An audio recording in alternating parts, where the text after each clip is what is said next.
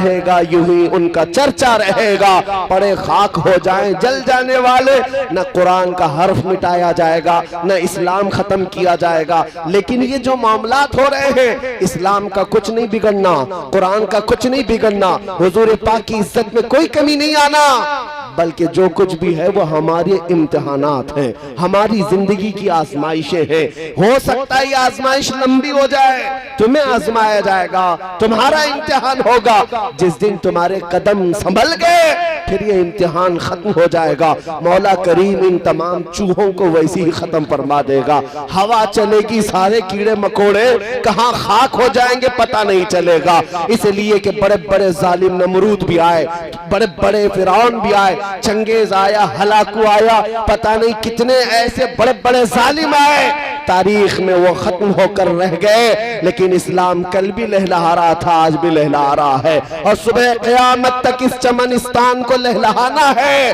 बात सिर्फ इतनी है, आज अगर हवाएं किसी के साथ हैं तो मैं हमेशा ये कहता हूँ कुछ देर की खामोशी है फिर शोर आएगा। आज कुत्तों का वक्त है, कल दौर आएगा हमारा, कोई मसला नहीं। बगदाद की तबाही की एक तारीख है, मैं आपके सामने बता दूं। ततारी कौम थी, पूरे बगदाद को उन्होंने तबाह कर डाला था, मुसलमानों की खोपड़ियों से मीनार बना दिया था, दरियाए दजला का पानी पूरा खून से लाल कर दिया था, सब खत्म कर दिया, लोगों पर पाबंदियां लगा दी, अजान नहीं होना है, कुरान कोई पढ़ना नहीं है।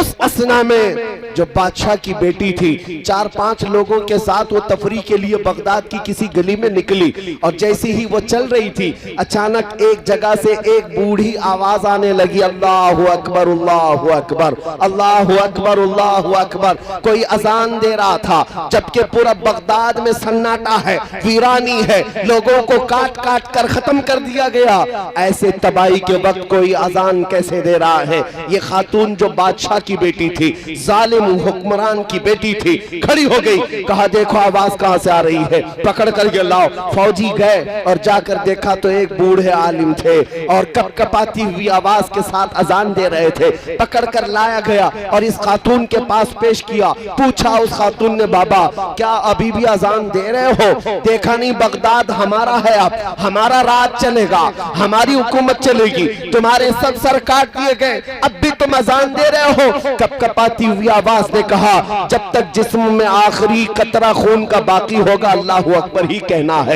इसलिए कि हम दुनिया में आए थे तभी हमारे कान में भी अल्लाहु अकबर कहा गया था, और हम मरेंगे भी इसी आवाज पर। उस खातून ने पकड़कर कहा कि इसको गवर्नर हाउस में ले आओ। दारुल इमारत में ले आया गया, कसरे इमारत में ला करके उस बूढ़े आलिम दीन से पूछा गया, इतने ढीठ हो, इतने सख्त हो, इतनी सारी तबाही देख करके भी अपने दीन पर कायम हो और अब भी अल्लाहु अकबर कहते हो, क्या मतलब है इसका? क्यों बार बार रिपीट करते हो? सुनो कान खोल करके, मेरा पैगाम ये सब जगह जाता है, दज्जाली मीडिया भी सुनती है, मैं उनसे भी कहता हूँ इन अल्फाज में असर क्या है? उस बूढ़े आलिम ने कहा, इसका मतलब ये होता अल्लाह सबसे बड़ा है, अल्लाह सबसे बड़ा है, अल्लाह सबसे बड़ा है। उस खातून ने मजाक उड़ा करके कहा, बूढ़े मियाँ तू अब भी अल्लाह सबसे बड़ा है कहता है? ये देख हालात, कहाँ है वो तुम्हारा अल्लाह? इतने तो कट गए, इतने कत्ल हो गए, इतने मर गए, अगर वो सबसे बड़ा है तो अब तुमको बचाया क्यों नहीं, वो आया क्यों नहीं? इस तरह का सवाल तुम्हारी जिंदगी में भी आएगा। मैं आपसे कहता हूं मेरे अजीजों, उस बूढ़े आलिम दीन ने कोई सटपटा करके जवाब नहीं बल्कि मुस्कुरा करके यूं कहा, ऐ खातून, ऐ जालिम हुक्मरान की बेटी, तूने देखा होगा बकरियों का रेवड़ कभी चलता है, पूरा झुंड का झुंड चलता है, चरवाहा पीछे बकरियों को हाँकता रहता है, लेकिन तुमने अक्सर देखा होगा बकरियों का झुंड जब जाता है तो उसमें साथ में एक कुत्ता भी चलता रहता है। कुत्ते का बकरियों के साथ काम क्या है? उस खातून ने कहा, हमने देखा तो है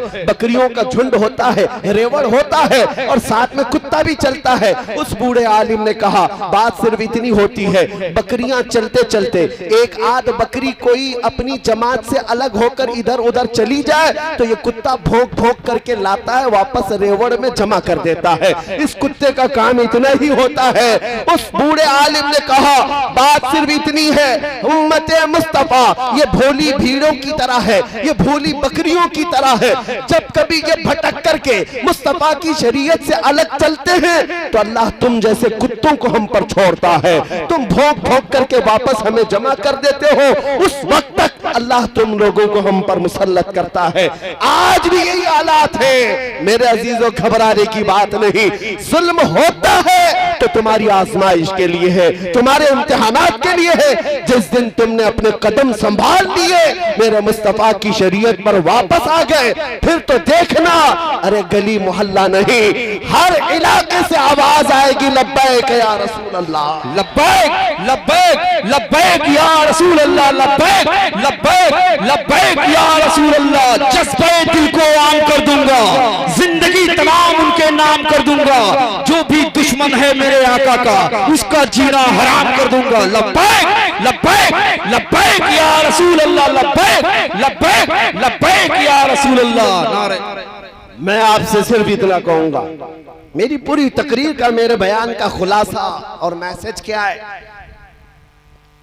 कुछ लोगों को ऐसा लगता है कि आपकी तकरीर बड़ी ऐसी होती है, भड़काऊ होती है, एग्रेसिव कर देते हैं। हम किसी को भड़काते नहीं, में हम किसी को भड़काते नहीं। हम तो टूटी हुई रस्सी को फिर से उसी जगह जोड़ते हैं, और जो इधर उधर भटके हैं उनको हम सिर्फ इतना कहते हैं, मियां आ जाओ, अपना सब कुछ गुंबद खजरा कल भी था और मेरे नबी से मेरा रिश्ता कल भी था, और बतला दो गुस्ताख नबी को गैरत सुन्नी जिंदा है, उन पे मर मिटने का जज्बा कल भी था और आज भी है। हमारा पैगाम सिर्फ इतना होता है, हम इसलिए लोगों को जोश दिलाते हैं। बाकी कोई अगर ये समझता है कि हम तकरीर में किसी को उकसा करके हमला करने की बात करते, मियां तलवार, चाकू, छुरी, बंदूक, गोली, बम, बारूद सब छोड़ दो, मैं तो तुम्हें ब्लेड की भी बात नहीं करता,